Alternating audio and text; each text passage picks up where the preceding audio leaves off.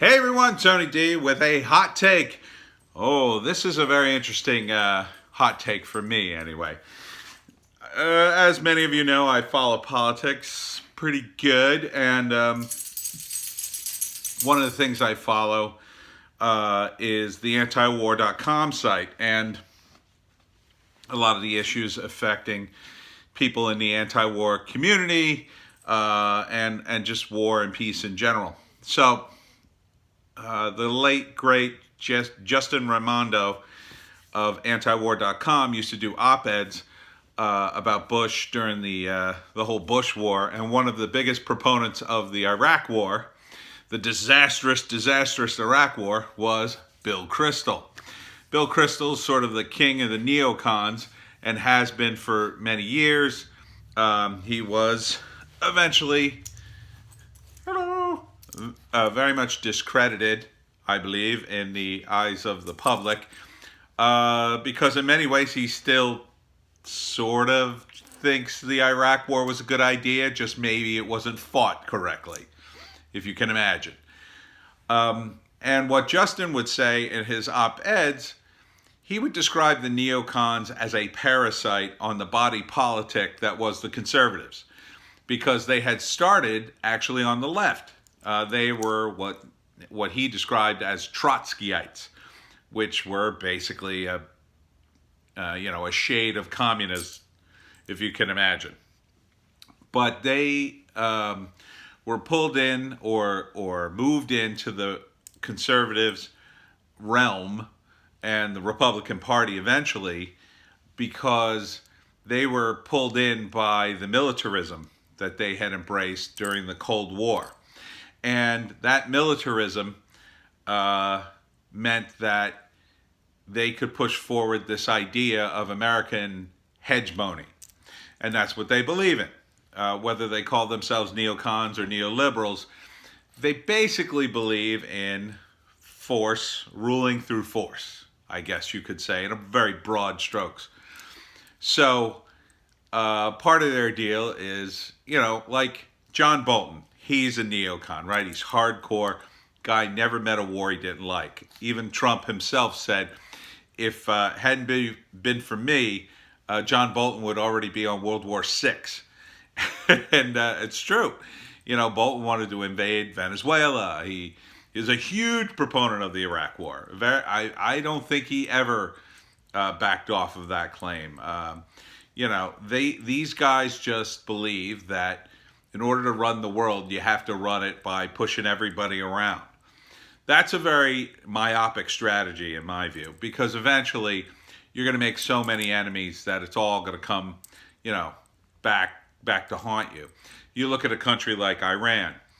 Iran, I guess it would be prior to the 50s, right?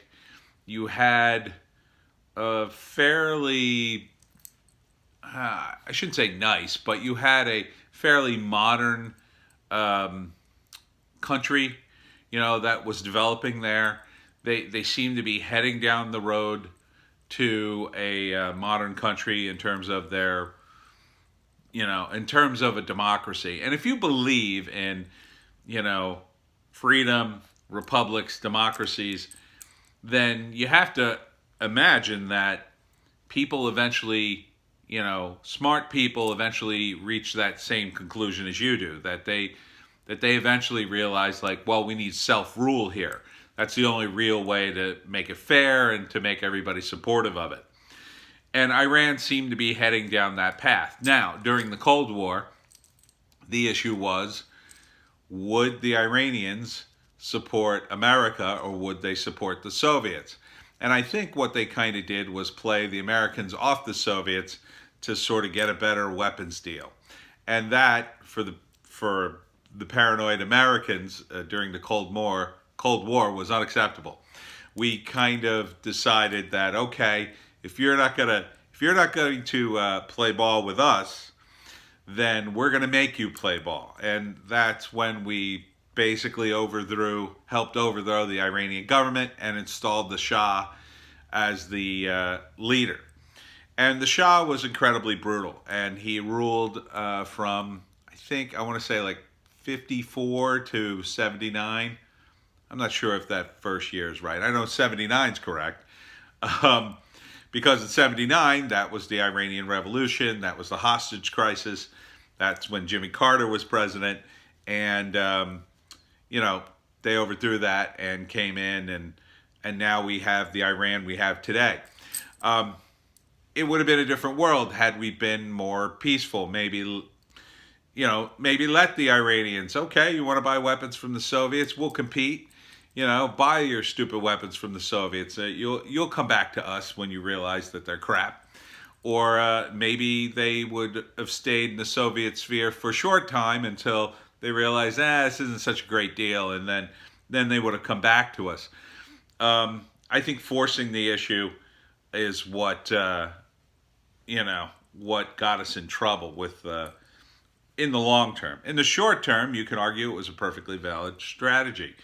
But now we're dealing with the fallout of that, 40 years, 50 years later. 40 years later. So Bill Kristol is the kind of guy who will continually pursue that short-term strategy of bullying other countries. And, for him, I think there's only war and there's nothing else. Either there's war or capitulation, and that's about it. There's no diplomacy in there. There's no real sense of trade. And I think that's a poor long-term strategy. I think the United States, because we're a rich and free, prosperous country, well, we're rich because we are free, or we're free because we are rich. No, we're rich because we're free, because we have so much innovation. I think, we can afford to give other countries a little bit of leeway and let them make their own choices. Sometimes they're going to make poor choices, but ultimately, I think they'll come back to the idea of freedom and self-rule. May not be exactly as we do it, but as long as they're embracing liberty, I think that's a good thing. And if they need to take a few years and maybe do the wrong thing to sort of get to that point, we should probably let them. Because otherwise, everybody in Iran resents the United States to a degree because we mucked around in their politics in the 50s. And then we supported Saddam Hussein during the Iran-Iraq War, where tons of people died. So it's Bill Kristol pursues, in my view, a very myopic short-term strategy. And it's sort of like the communist, in that, the cry of the communists are, well, true communism hasn't been tried. The cry of people like Bill Kristol, I think, is, well, this war will work. You got to have war. Yeah, there's always going to be problems, but don't worry, it'll work eventually for us. And I don't think that's necessarily the case. I think, if you look at history and, if you look at the Soviets and how they collapsed, giving them enough rope to hang themselves would have made them collapse sooner. So imagine a situation like this, where we didn't intervene in the Koreas, where we didn't intervene in Vietnam. Perhaps the Soviet Union would have collapsed decades sooner. Instead of collapsing in the 90s, maybe it would have collapsed, sometime during the 70s, during Vietnam, as they expanded their reach, and because communism doesn't work. I mean, that's the bottom line. I mean, I don't know why I have to keep explaining that. Some people in the comments, they don't seem to get it. Certainly the communists don't seem to get it. It just doesn't work. So let the communists. This is why I want Bernie Sanders to run, because I want the socialists and communists in this country to see how outnumbered they really are, and how smart the average American is, that they're not going to vote for that. So you go right ahead and switch parties, Bill Kristol, because that's apparently what he's doing. He's making the move, and this is exactly what Justin Raimondo predicted, that once the host organism of the conservatives was sort of drained, that the parasite would leave and then find a new host. And it has, I think, in the Democratic Party, because they're so desperate for any leg up. I think they're going to embrace a lot of these failed policies, because what else do they have at this point? And maybe being bullies might work for them in the short term, but I think in the long term, they're going to chase it right down a rabbit hole. The Democrats, really, well, it'll be interesting to see. I mean, who are going to be the successors of the Democratic Party are the real question here. Will it be someone like Tulsi Gabbard, who right now is pretty anti-war? Someone like Andrew Yang, who to me seems like kind of naive, seems like a nice guy, but he seems kind of like he'd be the sort that would be very impressionable and maybe talked into a humanitarian war by the neolibs. So I kind of worry about him. He doesn't seem like a strong guy. Tulsi seems pretty strong, but then again, she was in the military. Maybe from a military angle, they could talk her into a bunch of wars. Really anybody, I think, can be tempted by power, and it seems like such a shortcut to start a war and force people to do what you want when you're as powerful as the United States. I could see that temptation, but I think it's one to be resisted. And I think the true measure of power is the very, very, very select use of it. I always like to mention the comic book character Darkseid. He was a villain in the DC universe, and he was extremely powerful, but he was more effective as a character in the early days when Jack Kirby wrote him, because Darkseid never used his power. They would talk about it and be absolutely horrified of the very idea that he might use it. And that kind of dialogue and discussion made Darkseid an even bigger monster than he was. So that's kind of the way I see Trump kind of using the power of the United States. You don't use it very often. When you do, you lower the hammer, but you have to be very selective, and it's more effective that way. Because if you're just bombing and bombing and bombing and doing these bombing runs nonstop, just grinding through it, people eventually sort of become numb to it.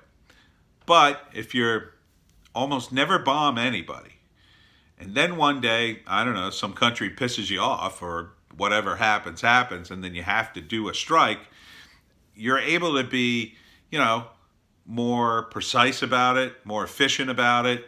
It's a one strike option. Boom, you hit the opposition, and then step back and see what happens.